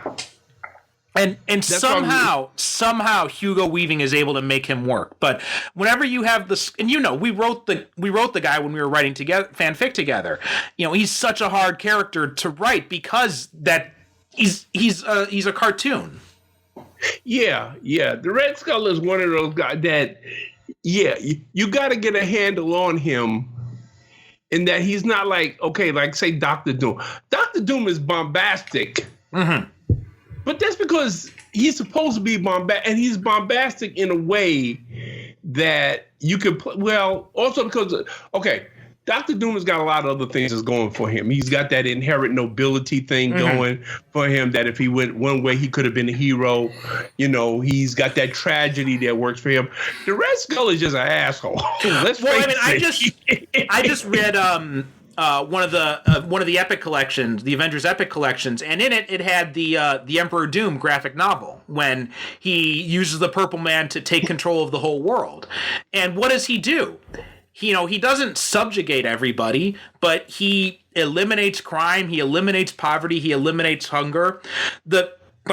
Doom is actually, he does have he can be altruistic, but his only thing is but his ego demands complete loyalty in order to do that. Well, his thing is that, listen, the world would be way better if everybody would just obey me and worship me and do what I tell them to do. That's his whole. And there's something the world, because I believe in Emperor Doom. Was it Emperor Doom or was it in the Avengers where he actually does take over the world, but nobody knows it? I don't know about. I think that might have been in the Avengers, because Emperor Doom, everybody knew he was in charge. Okay, yeah. Emperor Doom was the one where Wonder Man comes out of stasis and is the only one who hasn't been affected by it. Oh, okay. Because there was one where he actually did take over the world, but nobody knew it. And so he had to release the Avengers to fight him because he couldn't live with nobody not knowing that he had taken over the world. There is some aspect of that. I think maybe your memories are mixing two things, because there was an aspect. Yeah, because there was an aspect in Emperor Doom where he finds out that Simon Williams has convinced some of the Avengers to break free of the conditioning, and he lets it happen because he's bored with just ruling and he wants to conquer. Okay, well then that was Emperor. Okay, then that is Emperor Doom that I'm thinking of. Yeah, because he gets bored because there's nobody left to fight because everybody is under his mind control, but nobody knows that they're. Yeah, that's probably. But yeah, but you've got that aspect with him. You've got the thing where once a year he goes down to hell to fight for the soul of his mother. You know, he's got all of these other aspects that make him an infinitely more interesting character than the Red Skull, who is just basically, listen, I just want to take over the world. That's all. That's it. I'm a Nazi. Also, he has respect for Susan Richards, right? And he said that no harm will ever come to Susan Richards' children. Yeah, exactly. Yeah, he's got a tremendous amount of respect for her, whereas, Reed, he could push him down a flight of stairs in a wheelchair in a minute and don't lose any sleep over it. But you always get the impression that if Doom hears that Sue is in trouble, he's going to come halfway around the world and heaven help whoever's whoever's messing with her. But you go Weave, because one part of this movie I just got to tell you about, because when I said I got to mention this to Perry, because you saw The Mandalorian, right? Yeah. Okay, you know what cracked me up? Remember the scene where, it's when Captain America, he releases all of the prisoners, and Hugo Weaving, he's up in the control booth, and he sees something, he said, well, what the hell is that? He looks at Captain America over there. So then Zola comes over there and said, oh, man, what's going on? He said, we got a problem, everything like that. So the Red Skull goes, yep, right. He starts flipping the switches and he says, what are you doing? He said, I'm activating the self-destruct. And I thought of IG-88, that was his go-to mode. Whenever shit got to it, I got self-destruct. and Artem Zola goes, well, wait a minute, aren't you going to get the troop? Well, we're outnumbered. Click, click, click. Wait a minute. I mean, the guy, that's his default mode. He doesn't even fight for the base. He just blows it up. Well, it's like you said, the Red Skull's an asshole. That's all he really is. Oh, man. And I mean, this cat was ready because he had about like a dozen red buttons. He was just he did not skimp on the explosives. No, he was ready, man. He said, okay, if I got to blow this sucker up, it's going up. And it's like he's almost cheerful about it. And Arnim Zola is going, wait a minute. Get the troops and no, we're outnumbered. Click, click, click, click, click. And that's what I thought of. I thought of the Mandalorian, the IG-88, that anytime shit got to, I got to self-destruct. And the Mandalorian said, wait a minute. Just give me a minute, okay? He said, okay. But I'm ready. I can self-destruct anytime you want. Oh, that had me cracking up today. I was laughing so hard I had to pause the movie. And then the other performance that I really liked in this movie, which is, it's kind of small when you take it in line with everything else, is Tommy Lee Jones as Colonel Phillips. Now, I'm glad you mentioned that. If I have any problem with Captain America, is not with Tommy Lee Jones as the actor, because you know what? In a movie like this, anytime you have an actor like Tommy Lee Jones, it gives the movie solidity. It gives it a certain gravitas. It gives it a certain, how can I say this? Okay, subconsciously, when you see somebody like Tommy Lee Jones in a movie like this taking it seriously, you take it seriously. Right. Which is why he's there. But unfortunately, that didn't work so well in Batman Forever. No, yeah, well. Moving right along. Every time I hear him referred to as Colonel Phillips, in my mind, I always hear Colonel Sawyer, because to me, that's who he should have been playing, Colonel Happy Sam Sawyer from Sergeant Fury and the Howling Commandos. Oh, okay. So see, this is interesting because I don't think I've read really anything with Phillips in the comics, so I don't have that perspective going into it. Right, which is why I'm saying, well wait a minute. Somebody should have said, well, you know what? There's this character that is tied to the Howling Commandos and Captain America called Happy Sam Sawyer. He was the commanding officer of the Howling Commandos. And, it just surprised me that somebody just didn't say, well, let's just make this character Captain, Colonel Sawyer. Because to me, that's who Tommy Lee Jones is playing. Okay. Because if you go back to the original Sergeant Fury, the comic books that was done in World War II, this character that Tommy Lee Jones is playing, that's exactly who it is from the comic book. So I'm wondering, did Tommy Lee Jones read the comic book and say, okay, well, this is the guy I'm going to play, or if he just fell back on his default gruff character that he's played in so many other movies, but actually. Or it could have been that maybe the screenwriters, because obviously they, Marcus and McFeely, they're guys who did their homework. They've written all the Captain America movies. They threw in tons of references to the comics. So I wonder if they just combined Sawyer and Phillips. Okay, well, listen, I don't know, because I've never heard of Phillips. Like I said, whenever I hear him referred to as Colonel Phillips, I just hear it as Colonel Sawyer. That's just me. Okay, so but you know more about the Cap comic books. How does he compare to Phillips in the comics? Who? Tommy Lee Jones' portrayal, because Phillips is a character in the comics as well. Oh, but I don't know that character. Oh, okay, I see. I just know Sawyer. Okay. Colonel Sawyer. That's the character that I know, and that's the one that I see Tommy Lee Jones. I have no idea who, Colonel Phillips is. I assume that he's part of, that he's from some run of the comic book that I don't know about. Yeah, he was just like in this movie, he was, the soldier in charge of the commander or whatever in charge of Operation Rebirth. Oh, okay. All right. Cool. All right. I can see that. Well, if he's from the comics, okay, I got to go with it, but like I said, I'm a traditionalist. Since they had Dum Dum Dugan in the movie, I would have liked to see Happy Sam Sawyer as well. So yeah, I wonder who was known as Happy Sam because he was never happy. That was the whole thing.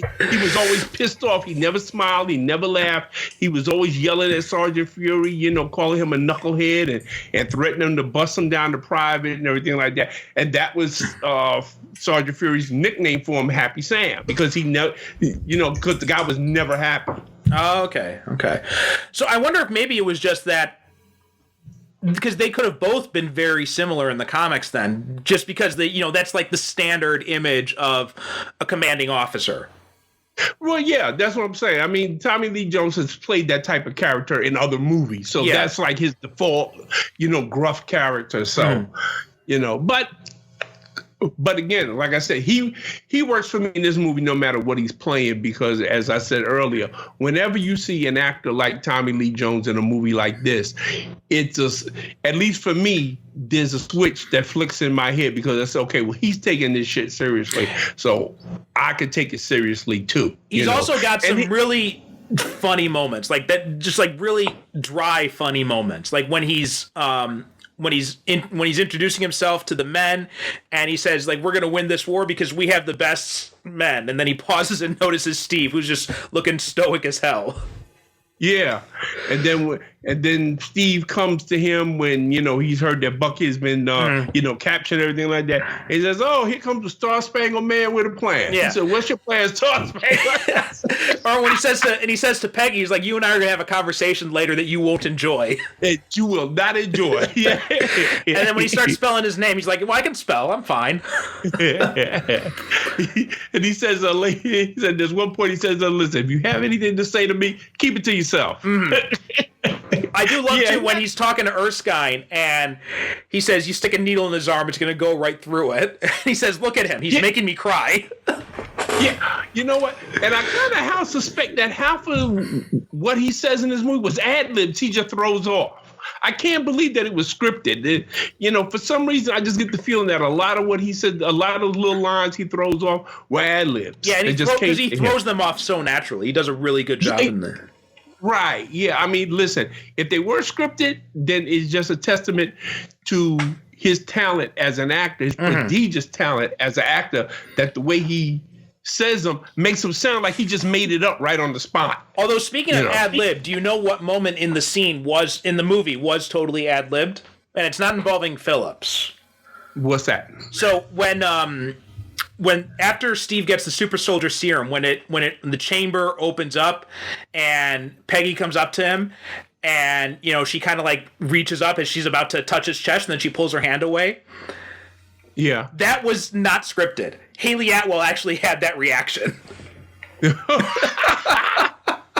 Listen, I can't blame him because the guy did some serious working out for this movie. Yeah, man. A lot of steamed chicken there.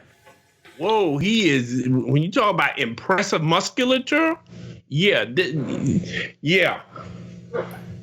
I mean, listen, that is no CGI. I mean, when he's Steve Rogers, yeah, that's all CGI because they had to put his head on the smaller guy's, body.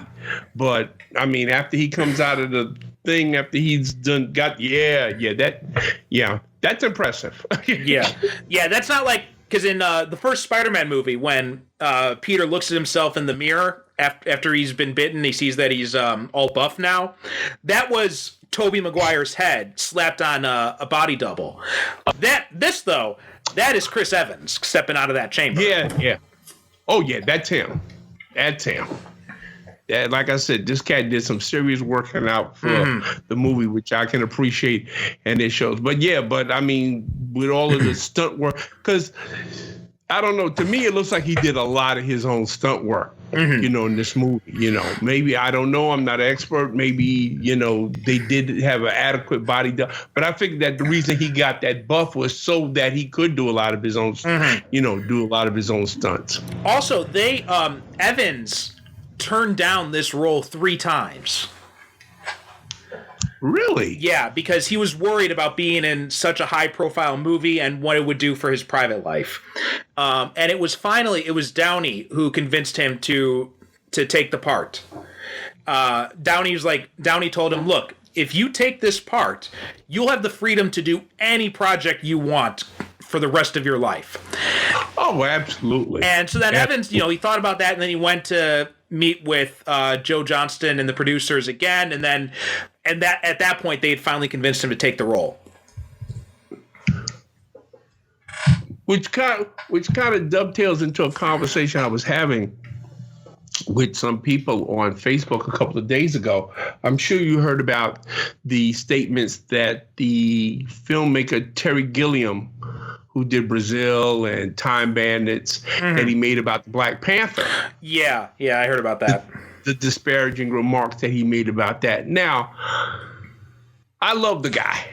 I love the guy. I love Brazil, one of the most brilliant movies ever made.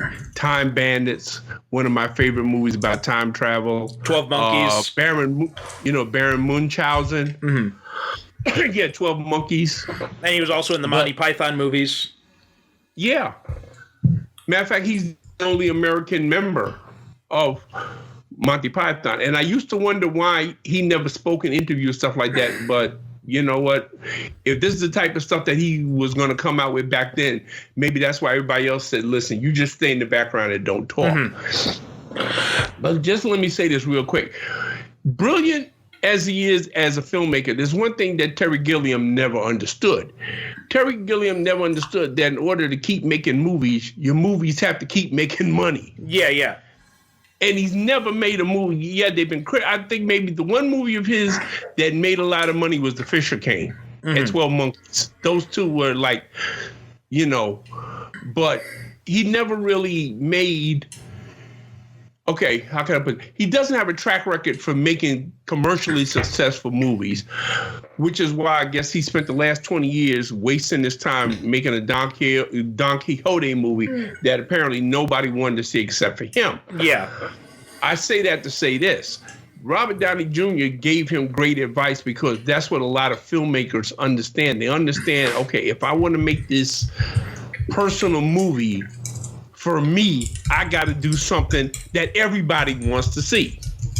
So they'll go and make a commercial movie. And that's what Robert Downey Jr. was telling him. Listen, you do this, you're set for life, bro. You can do whatever you want to do, which is what you do. You go ahead and you make a commercial project. And I get so tired of hearing people talk about, well, they sold out. They just did it for money. Well, yes, that's why most of us do what we do. We do it for money. Well, do you remember Jay and Silent Bob Strike Back, the conversation between Ben Affleck and Matt Damon about the different projects they're doing? And Affleck tells Matt Damon, he's like, how many times did I tell you? You do the safe picture, then you do the art picture. Bingo. That's what you do.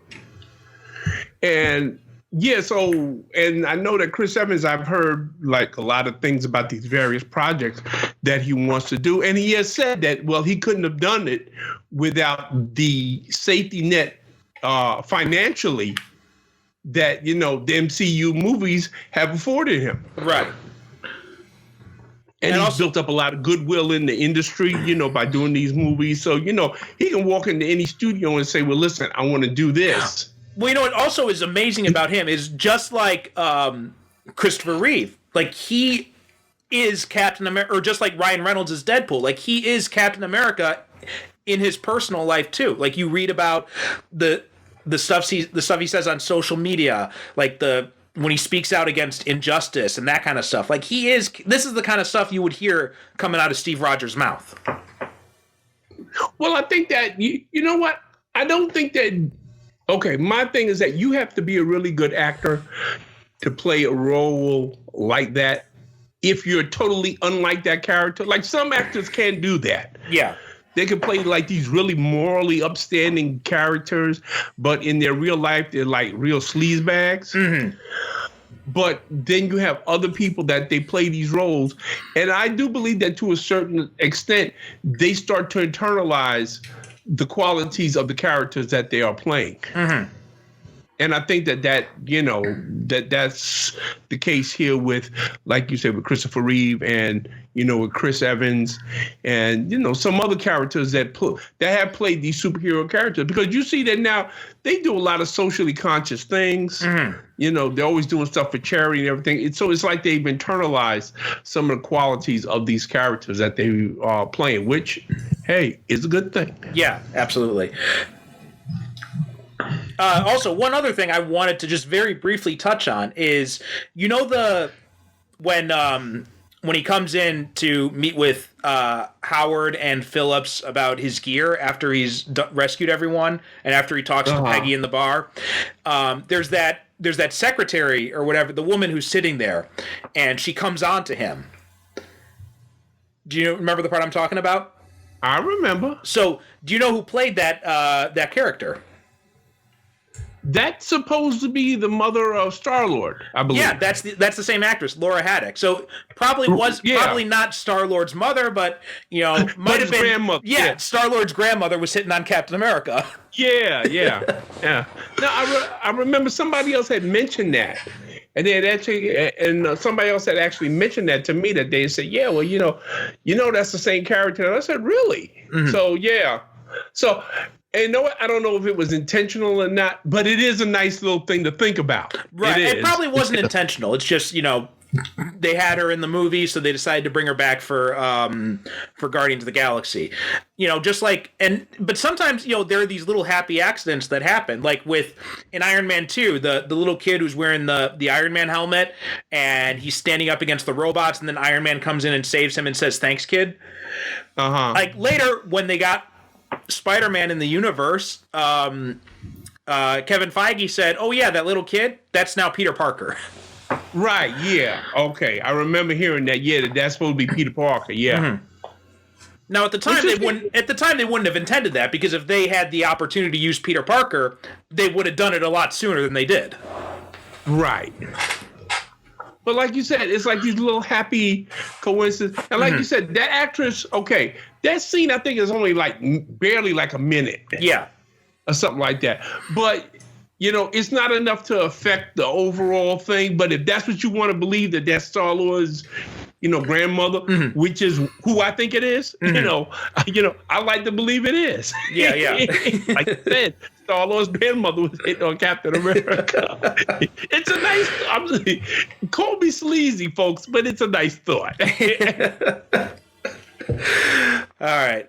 So anything else to wrap up with on First Avenger? Only that when it comes to sheer entertainment, this is I have no problem with any of the MCU movies, as everybody well knows. I own them all on Blu-ray. I binge watch them occasionally. Matter of fact, I believe that after we get through with this later on tonight, I'm probably going to go watch Thor or the Avengers, or, maybe even probably I watch the Winter Soldier. Since I watched Captain America, I'm probably going to finish watching other Captain America movies, But this is absolutely one of the best of the MCU movies. And if anybody, just like with all the other movies, if anybody had ever told me I would see a Captain America movie done this well, and I think it's done this well because you put your finger right on it. They made a World War II pulp action adventure movie first and a superhero movie second. Yeah. That was their sensibility. That's what they started with. They said, no, this isn't a superhero movie. This is a World War II action adventure. Absolutely. Yeah. And then they put on the superhero, stuff afterwards, and it works. It works superbly. It's one of my favorite movies. It's one of my favorite movies, period.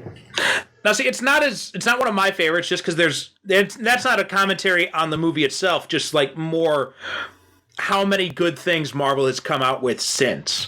Like, as far as the Cap movies go, this is my least favorite of the three. But that's not to disparage this movie at all. This movie is still amazing. It's just that Winter Soldier and Civil War were so much is superior, so better. But it's... Oh, yeah. Yeah, well, you know what? Yeah. It's like what I tell people when people always, come at me talking about, oh, Godfather 3 is such a horrible movie. I said, well, no, it's not. I said, the only problem Godfather 3 had is that it had to follow Godfather 1 and 2, which was very hard double act to follow, for any movie to follow. Yeah. If we just had Godfather 3, everybody would be talking about how amazing it is. But no, we can't do that because we had 1 and 2.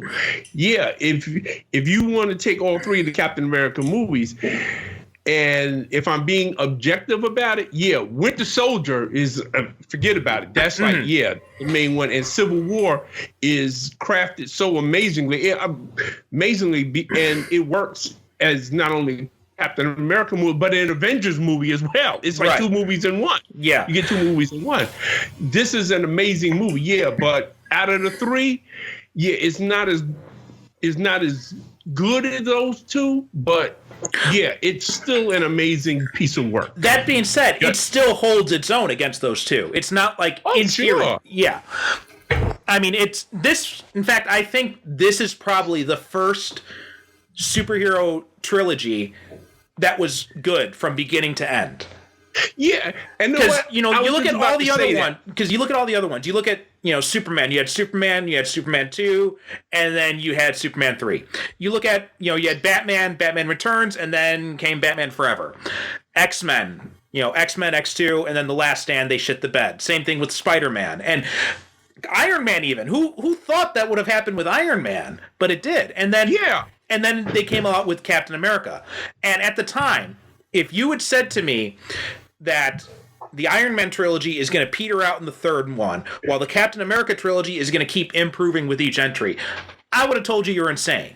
Because there's no way that based on those first movies, that the Captain America series would end up being superior to the Iron Man series. And you're absolutely right in that this is like the only superhero trilogy that I could think of, where every movie is strong. Yeah. I mean, you can't point at any one of the Captain America movies and say, like you can with like Iron Man 3. Mm-hmm. Or like Spider-Man 3, you always say, well, there's one movie that kind of let you down. Captain America movies, none of them do that. Right. And the Avengers series, now that's all been consistently enjoyable, but Cap did it first. Yeah. This is the first superhero series from beginning to end that was satisfying. Mm-hmm. And just like you said, every movie got better. Yeah. Every one of the Captain America movies got better. Absolutely, yeah. So, I think that's basically all we have to say about First Avenger. I mean, it's, going back and watching it again, I sometimes, because this movie kind of gets lost in the shuffle because of everything else that the MCU has been doing. And, some of these are, with the exception of Iron Man, everything that came out between Iron Man and Avengers kind of gets, lost in the shuffle. People don't really have as high opinion of it looking back. But you go back and you're watching them individually, they're actually really well done. Well, that's why we're doing this, because my hope is that when they listen to episodes such as this, they'll say, hey, you know what? It has been a couple of years since I've seen Captain America, the First Avenger. Let me go back and watch it again, because it deserves to be, excuse me, movies like this deserve to be, like, I don't know about anybody else, but there are like certain film series that I do like a marathon like every year, just watching the MCU movies, Star Trek movies, and Indiana Jones. I like rewatch. I have my own personal marathons of those movies every year. And because every time I watch them, I see something new, and I'm reminded of how good these movies were. Because like you said, after a while, it tends to get lost in the shuffle because you got new movies coming out all the time, and, you forget how good those older movies were. I mean, especially now, because it's insane to think that it took, 5 years to get from Iron Man to Avengers and have like 5 movies come out in that span of time, and then now you extend it out and the series has been going on for 10 years and they've had over 20 movies. Yeah. So it's, so it is worth, every once in a while going back and looking at these movies and reminding yourself of where the MCU started at and what it built on and how these movies have got the reputation. Because let's face it, the MCU period is 22 movies in the whole Infinity Saga. Mm-hmm. That is a feat that will probably never be duplicated in our lifetime. Well, it's not, at least not in mine. Mm-hmm. But I mean, that's an extraordinary achievement. It's 22 movies that told one whole comprehensive story. Yeah. So it all comes back to these original movies because they were so strong, because they did provide that foundation to build up on. Exactly. Which is why the MCU has been successful while the DCEU has fumbled, because the DCEU didn't have that strong foundation. The MCU did. Well, yeah. Well, you know what? Their problem was they tried to play catch up. Right. Instead of going off and doing their own thing, they tried to play catch up. And I think that what they have finally done is that they've abdicated the movies to Marvel. They say, well, okay, well, they can have it. And they're basically like concentrating on their TV universe now. Right, which is smart because the TV shows did it the smart way. They built the foundation first, and then they were able to expand so much based on that. Yeah, which is why we got Crisis, and which is why Crisis is so good, because they had, they had all these different TV series that built up, the Crisis. Right. Yeah. Okay. All right, so speaking of, now our next episode, I know we talked about doing Crisis, but this next episode that we record would probably come out at the beginning of February. So what do you want to do? Do you want to do Crisis, or do you want to jump straight into Black History Month movies? Because we can always extend Black History Month into March. No one's going to... It's our show. We make the rules.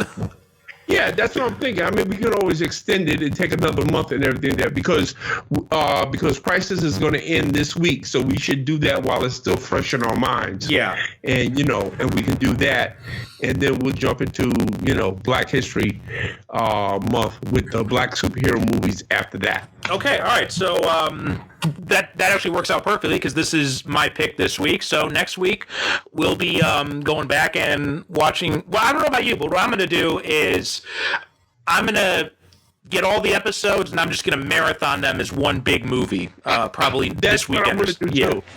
Yeah, that's what I'm going to do too. So really get like the full effect of how it's intended to be. All right, so next episode we'll be talking about Crisis on Infinite Earths.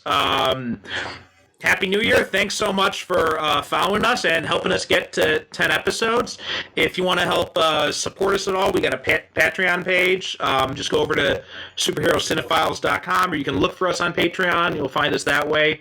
And join the Facebook page, too. Join the group. We've got a bunch of discussions going on there. People posting reviews of superhero movies, all sorts of good stuff. Okay. Derrick, do you have anything you wanted to add or plug right now, or are you good for now? I had 2 books come out in the month of December, Dylan the Odd Jobs and the Dylan Annual Collection for 2019, which was published literally on the last day of the year. But that's how these things work out. There were some technical things that were going on. But it is out now, and you can buy it, and you can relive all the Christmas goodness because they're all Dylan Christmas stories in that book, which is why it came out in December. But it was supposed to come out earlier, it didn't. But hey, there's stories you can enjoy any time of the year. So by all means, go to Amazon and pick that up, as well as any of the other books that I've written. Just go to Amazon, put in Derrick Ferguson, and you'll see everything I got up there. Awesome. So enjoy. I've got nothing yet, but probably the next episode I'll have something to announce. So we'll keep you waiting for that. Cool. All right, that does it for us. Happy New Year, and we'll talk to you guys next time. Happy New Year. Thank you for listening, and God bless. Talk to you later. Bye-bye.